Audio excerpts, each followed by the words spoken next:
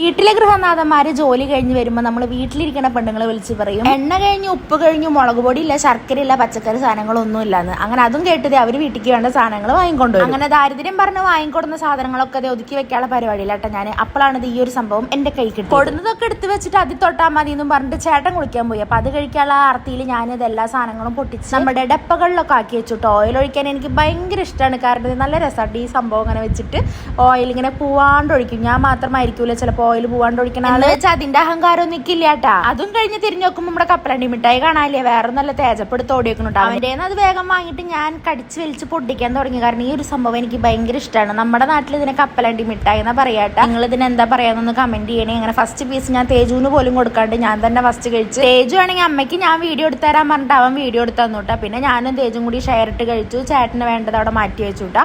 അപ്പൊ ഇന്നത്തെ നമ്മുടെ കുഞ്ഞു വീഡിയോ എത്രയുള്ളൂ. നമ്മുടെ വീഡിയോസ് പുതുതായിട്ട് കാണുന്നവരുണ്ടെങ്കിൽ സബ്സ്ക്രൈബ് ചെയ്ത് സപ്പോർട്ട് ചെയ്യണേ. ബൈ.